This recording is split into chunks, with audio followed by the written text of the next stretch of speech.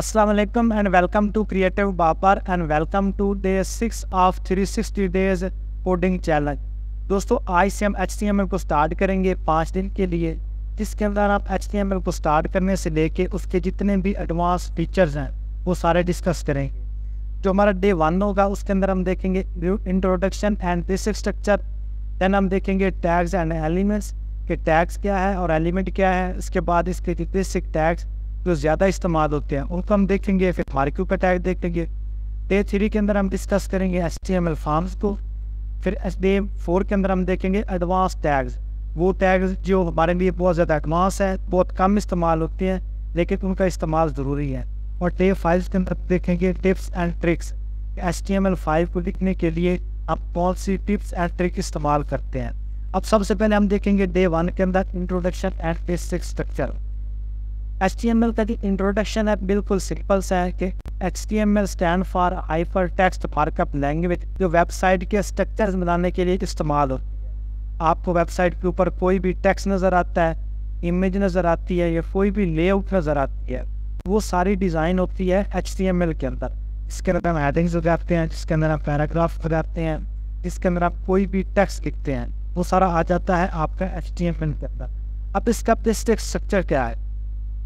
Basic structure के अंदर हम देखते हैं कि वो टैग्स जो हर HTML फाइल के अंदर ज़रूरी होते हैं। सबसे पहले आपका HTML का स्टार्टिंग और एंडिंग टैग, फिर उसके बाद आपका हेड टैग और बॉडी टैग। ये आपके HTML पेज के स्टार्टिंग और बेसिक टैग्स हैं। जब भी हम HTML को स्टार्ट करेंगे तो हमें 2 चीज़ों की ज़रूरत है। सबसे पहले वेब ब्राउज़र और सेकेंड नंबर पर हमें ज़रूरी है टेक्स्ट एडिटर।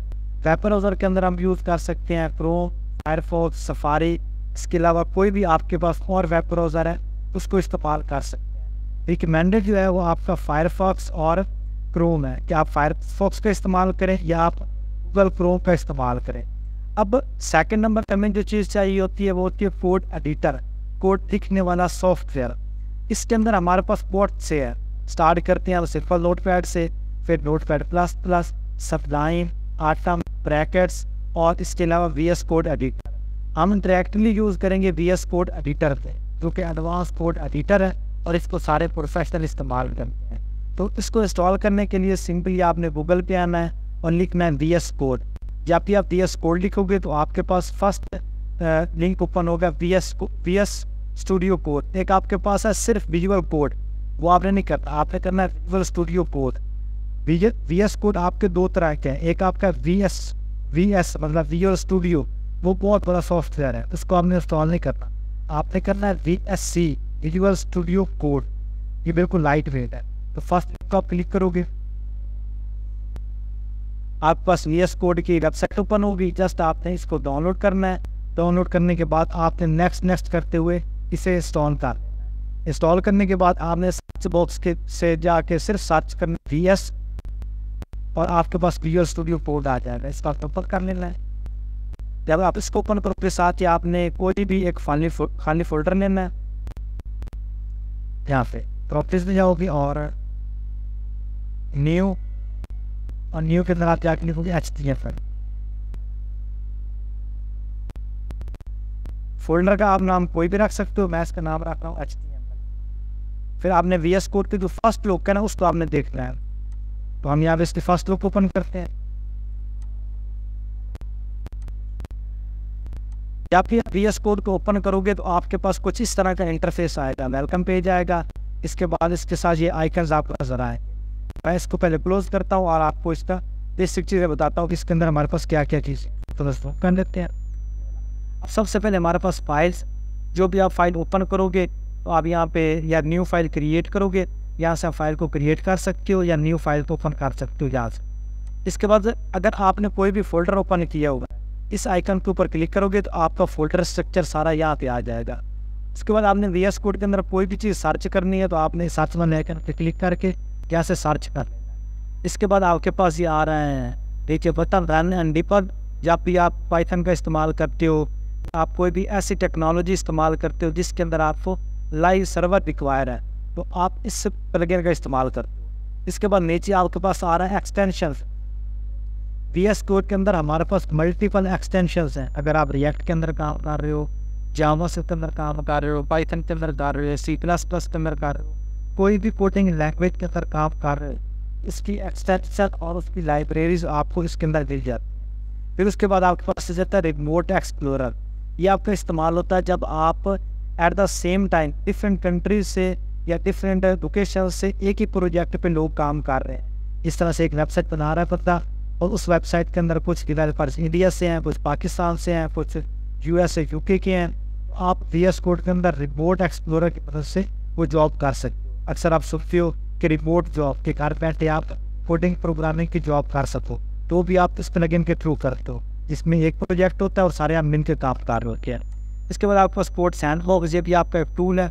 रिएक्ट ये भी टूल है, और ब्लैक बॉक्स ये आपका AI कोड पर AI कोड बेस से एक चैट GPT है। अगर आपको कहीं पे भी कोडिंग में एरर आ रहा है तो आप इसका इस्तेमाल कर सकते हैं। तो ये तो हो गया हमारे VS कोड का बेसिक इंट्रोडक्शन। अब जो आपने फोल्डर क्रिएट किया है, इसको आप ड्रैग करो यहाँ पे, इसके अंदर आपने ड्रैग किया, यहाँ आपका जो फोल्डर है वो यहाँ पे आपके पास डिस्प्ले हो गया। इसके अंदर क्या क्या चीज़ें मौजूद है अभी बिल्कुल खाली है। तो हम यहाँ पे न्यू फोल्डर क्रिएट करेंगे, इसका हम नाम रखेंगे Day 1। कि Day 1 के अंदर हमने क्या करना है। अब इस Day 1 वाले फोल्डर को हम अगेन ओपन करेंगे, इसके अंदर एक न्यू फाइल लेंगे, इसका हम नाम रखेंगे index.html। जब भी आप HTML को स्टार्ट करोगे तो फर्स्ट फाइल का नाम हमेशा आपने इंडेक्स रखना है। इंडेक्स का मतलब है कि जो चीज़ आपको पहले शो होती है, जस्ट आपने इंडेक्स लिखा तो जब भी आप Day 1 को सर्च करोगे ऑटोमेटिकली इस फाइल को ओपन कर देगा। अब इसके अंदर आपका जो बेसिक HTML का कोड है वो आप लिखोगे HTML, यहाँ पे इसको आप स्टार्ट करोगे एंगल ब्रैकेट के साथ, फिर HTML, और फिर इसको यहाँ पे क्लोज कर दोगे, तो ये आपका HTML का बेसिक टैग लग गया। अब इसके अंदर आपके पास सबसे पहले हेड, आप यहाँ पे हेड लोगे इसका और इसको क्लोज कर दोगे। अब हेड के अंदर होता है आपका टाइटल, आप यहाँ पे टाइटल लोगे और टाइटल के अंदर आप कुछ भी लिख सकते हो। मैं इसको लिख देता हूँ 5 days HTML। अब जहाँ पे आपका हेड क्लोज हो रहा है ना, इसके फौरन बाद आपकी बॉडी स्टार्ट हो। अब जो भी चीज़ आपको वेबसाइट के ऊपर नज़र आ रही है सारी होती है बॉडी टैग के अंदर। चाहे तस्वीर आपको नज़र आ रही है, चाहे आपको कोई हेडिंग नज़र आ रही है, चाहे आपको कोई पैराग्राफ नज़र आ रहा है, कुछ भी आपको वेब पेज के ऊपर नज़र आ रहा है ना, वो होता है आपका बॉडी टैग के अंदर।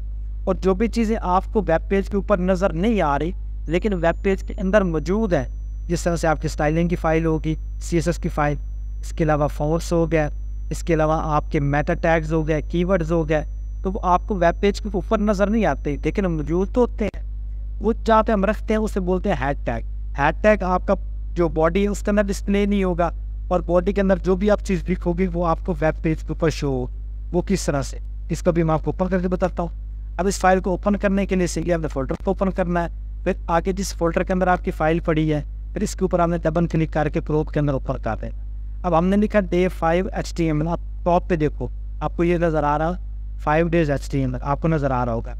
अब बॉडी के अंदर हम कोई भी चीज़ लिखेंगे, जिस तरह से ये बॉडी है इसके अंदर मैंने कुछ भी टेक्स्ट लिखता हूँ और आप इसको देखूंगा तो मेरे पास ये टेक्स्ट आ गया। ठीक हो गया, ये हमारा लग गया बेसिक HTML स्ट्रक्चर। अब हम चूँकि यूज़ करते हैं HTML5 को, तो इसको मैं डिलीट करूँगा सारे को। मैं VS कोड की मदद से इस कोड को 1 सेकंड के अंदर लिख दूँगा।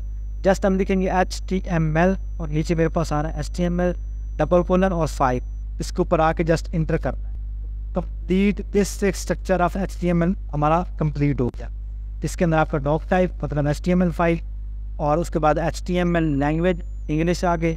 हेड के अंदर आपका मेटा व्यू पॉइंट आपका इस्तेमाल होता है वेबसाइट को रिस्पॉन्सिव करने के लिए। मिसाल के तौर पे आप एक वेबसाइट को कंप्यूटर के लिए बनाते हो, आप चाहते हो कि जब मोबाइल पे जाए तो मुझे वो भी अच्छी नज़र आए, उसके लिए आप मेटा टैग का इस्तेमाल करते हो, मेटा व्यू पॉइंट का। फिर टाइटल के अंदर जहाँ पे मैंने HTML5 शो करवाया था, आप डॉक्यूमेंट लिखा हुआ है, मैं इसको अगेन 5 days कर देता हूँ, 5 days।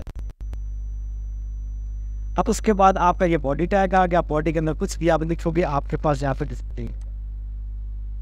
आई होप आपको बेसिक स्ट्रक्चर की समझ आई होगी। अब हम मिलते हैं 20 सेकंड में।